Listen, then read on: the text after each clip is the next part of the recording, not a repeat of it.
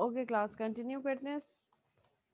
So UML unified modelling language is basically क्या है, unification. जो हमने अबव लैंग्वेजेस पढ़ी जिसमें हर किसी के कुछ एडवांटेजेस और डिसएडवांटेजेस थे, इन सब को मर्ज करके हमने एक यूनिफाइड मॉडलिंग लैंग्वेज बना दी जिसको हम कह रहे हैं यूनिफाइड मॉडलिंग लैंग्वेज यूएमएल।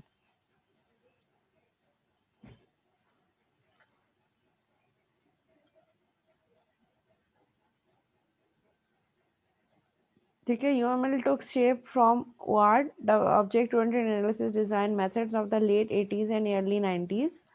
ठीक है, उसी के ऑब्जेक्ट ओरिएंटेड एनालिसिस और डिज़ाइन के जो हमारे पास ऑब्जेक्टिव्स थे उसी को माइंड में रखते हुए हमने यूएमएल डायग्राम डिज़ाइन की। It is a combination of the methods of Booch, Rumbaugh and Jacobson. ठीक है, ये जो हमारे पास थ्री जो डिफरेंट इंजीनियर्स हैं, सॉफ्टवेयर इंजीनियर, उनके सारे एट्रीब्यूट्स को मर्ज करके हमने, और फर्दर जो उस टाइम की जितनी भी लैंग्वेजेस थी उन सबको मर्ज करके हमने एक यूनिफाइड मॉडलिंग लैंग्वेज बना दी जिसमें हमारे पास कुछ 17 डिफरेंट डायग्राम्स हैं। ठीक है, कोई डायग्राम किसी से ली, कोई डायग्राम किसी से लिया और उसको एक यूनिफाइड वर्जन बना दिया। बूच के भी आइटम्स इसमें हैं, रम्बफ के भी हैं, जैकबसन, मेयर, जिसमें प्री एंड पोस्ट कंडीशंस कि किसी भी स्टेप को स्टार्ट करने से पहले क्या कंडीशन है और बाद की क्या कंडीशन है। लेट्स से अगर मैं होम पेज की बात करूं या मैं प्रोडक्ट सिलेक्शन की बात करूं, तो होम पेज की प्री कंडीशन क्या होगी, पहले आपने लॉगिन करना है। Login and password should be match to the database, तभी आप होम पेज पे जा सकते हैं। ठीक है, पोस्ट कंडीशन क्या होगी, वंस आप होम पेज पे चले गए उसके बाद फिर आप जो है वो प्रोडक्ट सिलेक्शन पे जा सकते हैं। तो ये सारी चीज़ें pre and post condition. State chart diagram Harel से गेट किया। स्टेट चार्ट जो आपके सिस्टम का स्टेट बता रहे थे कि एक स्टेट से दूसरा स्टेट कैसे चेंज हुआ। वर्ड्स वर्ड्स ब्लॉक में रिस्पॉन्सिबिलिटीज, हर ऑब्जेक्ट के एट्रीब्यूट्स की responsibilities. Fusion operation descriptions, message numbering. ठीक है, फ्यूजन आपको क्या बता रहा है कि कौन कौन से ऑपरेशंस के डिस्क्रिप्शन है। एम्बली सिंगलटन क्लासेस, सिंगलटन क्लासेस किस तरीके से यूज हो रही हैं। गामा क्या बता रहा है, फ्रेमवर्क्स, पैटर्न्स एंड नोट्स, कौन कौन से पैटर्न्स और framework can be use. Shlaer and Mellor object life cycle, और थ्रू आउट किसी भी ऑब्जेक्ट की लाइफ साइकिल क्या है। ओडेल क्लासिफिकेशन बता रहा है आपको। Booch, Rumbaugh and Jacobson are men, जिसमें से हमारे पास use case diagram, sequence diagram, activity diagram, इन सब का मर्जर होकर यूएमएल डायग्राम में एज एन इनपुट जा रही है। ठीक है, so we have total different sets of diagrams which can be used in a UML diagram use case modeling। ठीक है, अभी हमारे पास डायग्राम है, हमने इन डायग्राम्स को दो फेजेस में ब्रेक किया। जैसे मैं आपको कहती थी कि हम जब मॉडलिंग कर रहे होते हैं, डिज़ाइन दे रहे होते हैं, तो हम किस तरीके से दे रहे होते हैं, स्ट्रक्चरल एंड बिहेवियरल। स्ट्रक्चर में मीन्स क्या है, हमारे पास स्टैटिक जिसको हम कह रहे हैं, एंड बिहेवियर मीन्स डायनामिक। ठीक है, स्ट्रक्चर डायग्राम के अंदर हमारे पास कौन कौन सी डायग्राम्स आ रही हैं, class diagram, component diagram, object diagram, profile diagram, composite structure diagram, deployment diagram and package diagram. तो that all are the structure diagram जो हमारे सिस्टम का स्ट्रक्चर बता रहे हैं। अगर हम बिहेवियर डायग्राम की बात करें तो बिहेवियर डायग्राम में हमारे पास क्या चीज़ें आनी है, activity diagram, use case diagram, interaction diagram, state machine diagram, sequence diagram, communication diagram, interaction overview diagram and timing diagram. ठीक है, ये सारी क्या है, डायनेमिक है हमारे पास, और ये सारी हमारे पास क्या है, स्टैटिक है। ठीक है, तो हम वन बाय वन इंशाल्लाह इस कोर्स में कोशिश करेंगे कि जो सबसे ज़्यादा इम्पोर्टेंट है, सबसे पहले तो use case diagram, most most most important use case diagram, activity diagram, class diagram, and then यहाँ पे हमारे पास sequence diagram, state machine diagram, package diagram. ठीक है, इन डायग्राम से हम ज़्यादा फोकस करेंगे थ्रू आउट द कोर्स। और काम हम ये करेंगे कि हम एक केस स्टडी लेंगे, उस केस स्टडी पे ही ये सारी डायग्राम्स इम्प्लीमेंट करते करके देखेंगे, ताकि हमें आइडिया हो जाए कि कोई एक सिस्टम अगर हम डिज़ाइन कर रहे हैं तो उसके लिए हम विजुअल मॉडलिंग या विजुअलाइजेशन कैसे कर सकते हैं। तो एक ही केस स्टडी होगी जिसमें फीचर्स वगैरह सारे डिफाइन होंगे, और उसी के लिए हम ये सारी डायग्राम्स पढ़ेंगे ताकि एक ही केस स्टडी को देखते हुए हमारी सारी चीज़ें कवर हो जाए।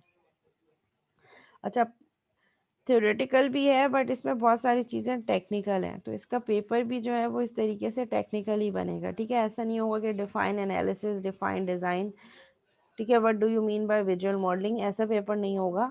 वहाँ पे भी आपके पास केस स्टडीज़ गिवन होंगी या कुछ सिनेरियोज गिवन होंगे, उन सिनेरियोज को माइंड में रखते हुए आपने ये डायग्राम्स इंप्लीमेंट करनी होंगी जैसा हम क्लास में पढ़ेंगे। और असाइनमेंट और क्विज़ेस भी वैसे ही होंगे, टेक्निकल।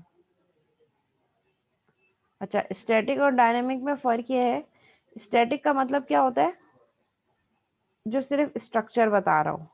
ठीक है, जैसे क्लास डायग्राम, क्लास डायग्राम हमें क्या बता रही होगी कि हम जो एप्लीकेशन बना रहे हैं, लेट से अगर मैं कह रही हूँ कि मैं LMS बनाने जा रही हूँ, तो उसमें हम क्लासेस डिफाइन करेंगे। क्लासेस कैसे डिफाइन करेंगे कि हमारे पास एक क्लास स्टूडेंट की होगी, एक क्लास टीचर की होगी, एक क्लास कोर्स की होगी, एक क्लास अटेंडेंस की होगी, और उन सब के बीच में रिलेशनशिप होगा।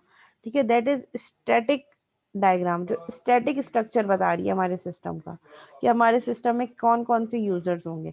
अगर मैं बिहेवियर डायग्राम यूज केस की बात करूं, तो यूज केस में क्या होगा, यूज केस में हम सिस्टम की फंक्शनैलिटी बता रहे होंगे कि एक स्टूडेंट क्या क्या टास्क परफॉर्म कर सकता है। A student can log in, can view his her course, can download lectures, can view assignments, can submit assignments. So these all are the behaviors which a user can perform to the system. So behavior diagram क्या बता रही है कि user system से कैसे interact कर रहा है। So वो जो interaction है वो behavior बता रही है। स्ट्रक्चर डायग्राम क्या बता रही है, static behaviour of the system, कि बैकएंड पे सिस्टम कैसे काम कर रहा है। एक यूजर होगा, एक स्टूडेंट होगा, एक टीचर होगा, एक कोर्स होगा, अटेंडेंस होगी। सो बैकएंड पे ये सब कैसे कनेक्टेड है। So that is static. Static का मतलब क्या होता है, जिसमें इंटरेक्शन ना हो। ठीक है, स्टैटिक हो। बिहेवियर का मतलब इंटरेक्शन बता रहे हो आप, कम्युनिकेशन बता रहे हो कि यूजर और सिस्टम कैसे कम्युनिकेट कर सकते हैं थ्रू इंटरफेस।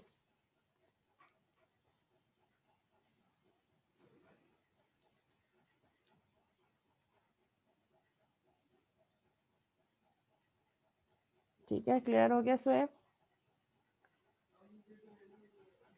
ठीक है, टूल्स कौन कौन से यूज होते हैं यूएमएल के, हमारे पास जो है वो ऑटोमेटेड टूल्स भी हैं। वो ऑटोमेटेड टूल्स हमें क्या कह रहे हैं कि ऑनलाइन हम इन टूल्स को यूज करते हुए हम सारा काम पेपर वर्क ना करें, पेपर पेन यूज करने के बजाय we can use online tool as well, automated tools. उनमें से सबसे जो ज़्यादा कॉमन है विजियो यूज होता है, Star UML, Visual Paradigm, Rational Rose, और ऑनलाइन आपके पास lucidchart.com, जो ऑनलाइन भी आप इन सब के लिए यूज कर सकते हैं। ठीक है, तो ये आपके पास टूल्स भी मौजूद हैं जिसके थ्रू जो है वो विजुअलाइज करना और ज़्यादा आसान हो जाएगा। हर चीज़ पेपर पेन से करने के बजाय you can use tool as well, जो आपको ये इन लैंग्वेजेस, ये जो हमने ये सारी डायग्राम्स पढ़ी हैं, इनकी फंक्शनैलिटी प्रोवाइड कर रहे होते हैं।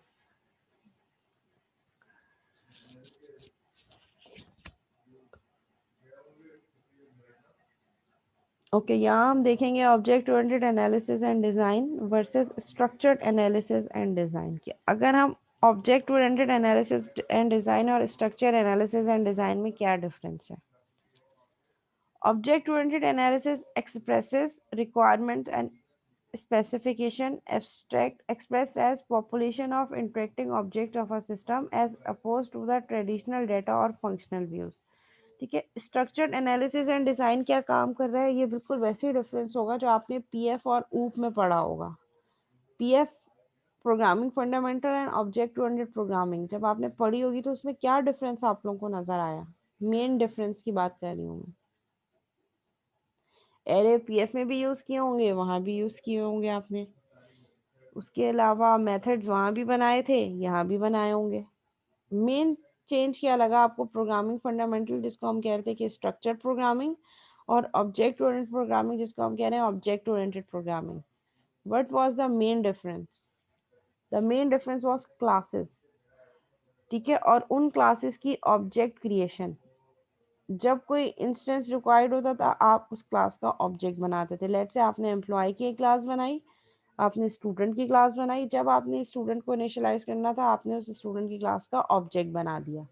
So that is the basic difference between structured and object oriented. Structure में पीएफ में हम क्या काम कर रहे थे, सारा काम मीन के मेथड के अंदर कर रहे थे, no concept of classes and object. जबकि object oriented analysis and design में पूरी एप्लीकेशन जो आपने डिज़ाइन की होगी उसके लिए बैक एंड पे क्लासेस डिफाइन की होंगी और उन क्लासेस के ऑब्जेक्ट्स बनाए होंगे। ठीक है, जब कोई नया यूजर फॉर्म से लेट से इंसर्ट हो रहा होगा या एम्प्लॉय ऐड हो रहा होगा तो वो पूरी इंफॉर्मेशन एम्प्लॉय में जा रही होगी और नया ऑब्जेक्ट बन के कंस्ट्रक्टर के थ्रू एम्प्लॉय की क्लास में जा रही होगी। तो that was the basic difference. इसी तरह जब हम एनालिसिस और डिज़ाइन की बात कर रहे हैं स्ट्रक्चर और ऑब्जेक्ट ओरिएंटेड, तो बेसिक डिफरेंस यही है। स्ट्रक्चर में हम किस पे फोकस कर रहे होते हैं, मेथड्स पे, मॉड्यूल्स पे, जबकि ऑब्जेक्ट ओरिएंटेड पे हम क्लासेस और उन क्लासेस के ऑब्जेक्ट पे फोकस कर रहे होते हैं। ये चीज़ और क्लियर होगी आपकी इस डायग्राम से। ठीक है, structure analysis and design let's say एक लाइब्रेरी मैनेजमेंट सिस्टम है। तो स्ट्रक्चर एनालिसिस एंड डिज़ाइन में हमारे पास लाइब्रेरी सिस्टम है, डिफरेंट मेथड्स हैं, record, loans, add resource, report, finds. तो ये सारे क्या हैं, मेथड्स हैं, मॉड्यूल्स हैं। तो कोई भी स्ट्रक्चर जब हम उसकी बात कर रहे होते हैं सिस्टम की, सो स्ट्रक्चर्ड एनालिसिस एंड डिज़ाइन पे फोकस किस पे होगा, मेथड्स और मॉड्यूल्स पे। जबकि अगर हम ऑब्जेक्ट ओरिएंटेड एनालिसिस और डिज़ाइन की बात करें तो इसमें क्या होगा, आप ऑब्जेक्ट्स आइडेंटिफाई कर रहे होते हैं, बुक, लाइब्रेरियन, लाइब्रेरी, कैटलॉग, जितने भी ऑब्जेक्ट बने उनसे रिलेटेड आप डिफरेंट क्लासेस बना लेंगे और वो सारे मेथड्स या जो सारी फंक्शनैलिटी जो वो ऑब्जेक्ट परफॉर्म कर रहा है वो उस क्लास के अंदर होगी।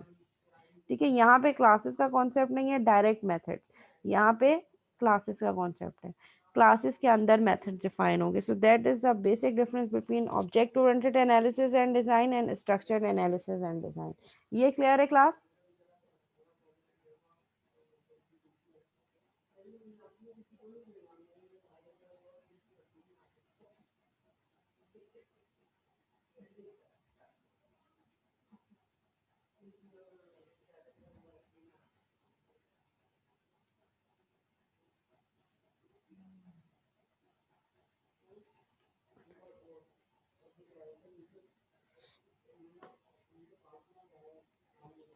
ठीक है,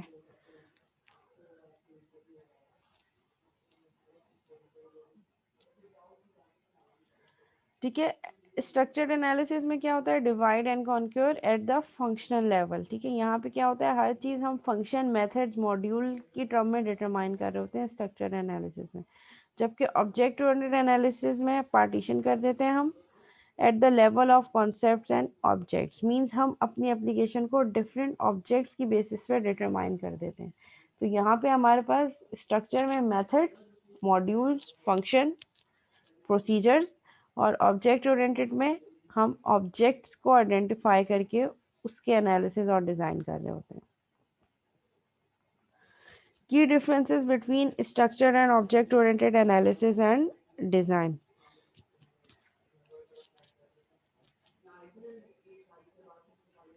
ठीक है, ये टेबल है। ठीक है, टेबल क्या है, स्ट्रक्चर्ड, ऑब्जेक्ट ओरिएंटेड, और इसमें हम देखते हैं कि मेथोडोलॉजी कौन सी यूज़ होती है। स्ट्रक्चर में एसडीएलसी यूज़ हो रहा होता है और ऑब्जेक्ट ओरिएंटेड में iterative and incremental.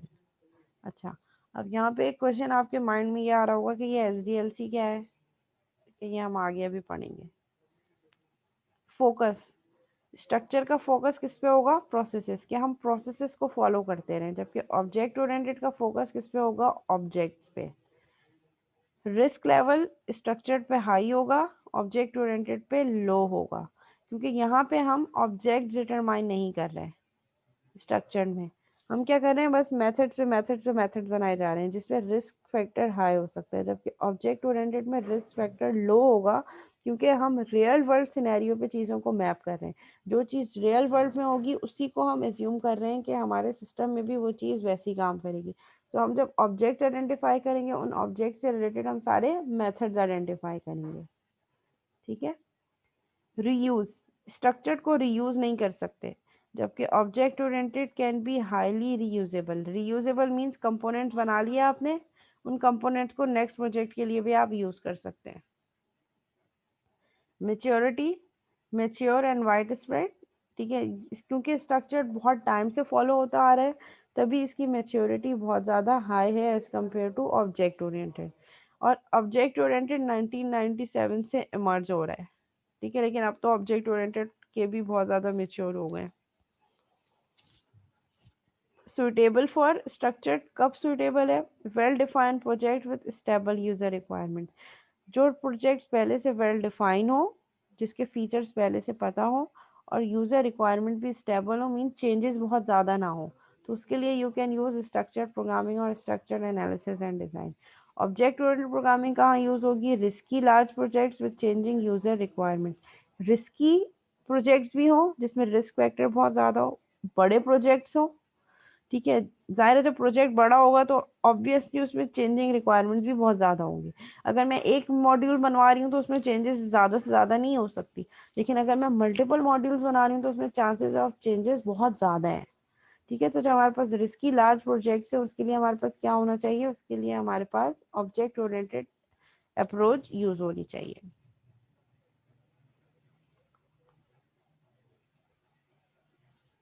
Okay, next topic is software development life cycle, SDLC। ठीक है, जैसे हमने प्रोसेस पढ़ा था, so we have different process models to design a software or app an application।